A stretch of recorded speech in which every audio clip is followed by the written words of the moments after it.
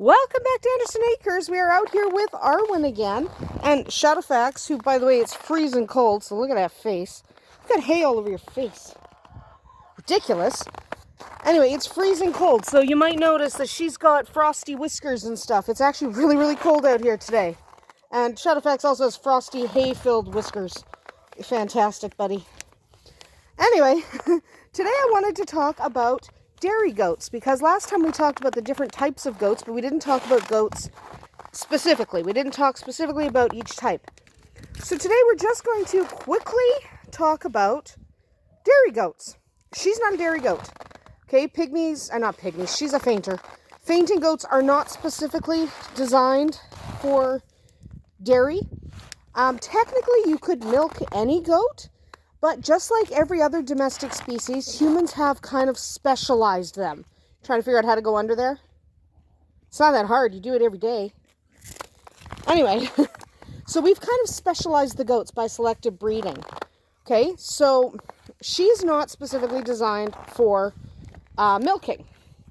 There are many, many types of goats classified by purpose, and we specifically bred them for that. Okay, without intervention, goats would be pretty close to the same, but we have specifically bred each breed for a specific thing. Dairy goats, now she would be classified more as a meat goat, even though most people use these as pets today.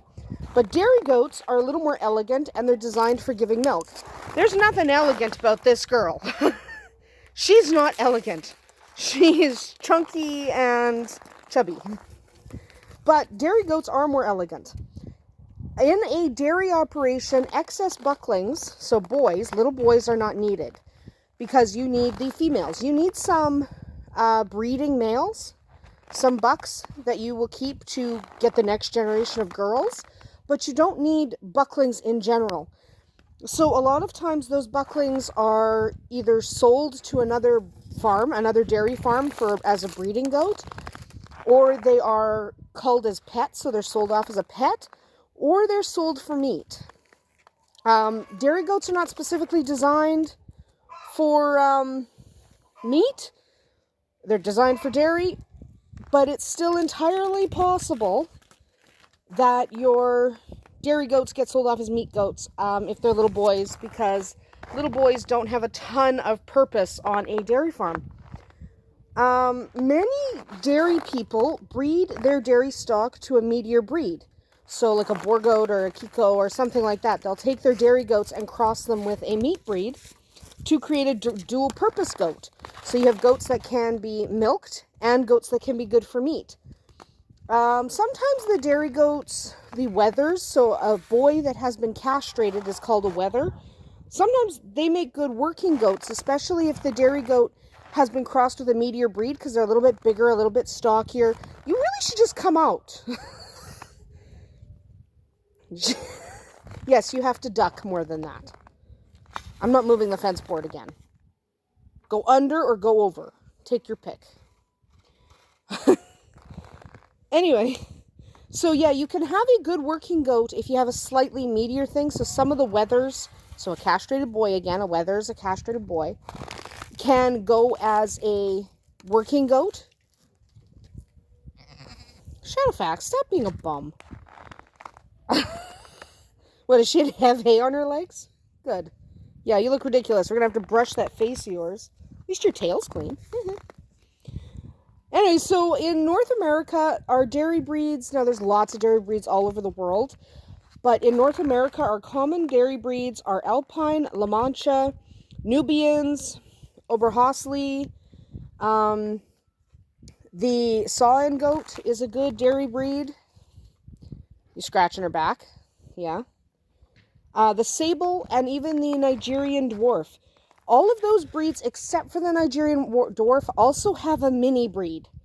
Okay, so you can get a mini Alpine, which is kind of nice for a smaller farm that still wants the dairy goat, but they don't want such a large goat. So if you have a smaller farm like we do, we like mini everything. A mini Alpine might just be the way to go for you, or a mini whatever you like. They're also what we call kinder goats sometimes. They're a Nubian girl that has been crossed with a pygmy boy, and the babies are often called kinder goats.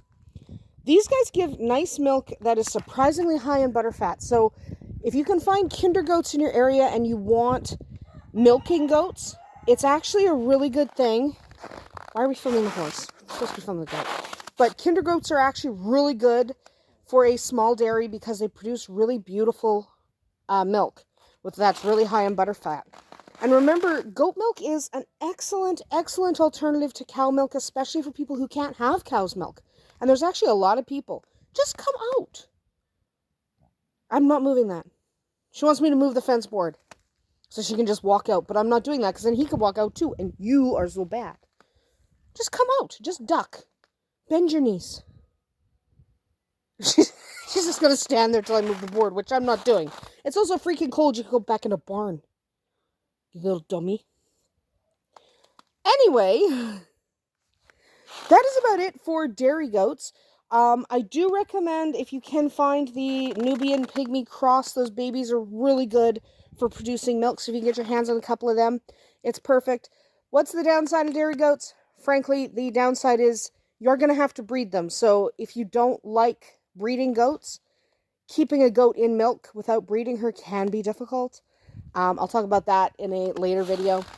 So that's the downside. If you don't want baby goats, having a milking goat can be tricky. Anyway, that is about it for us here today at Andersen Acres. We'll see you tomorrow.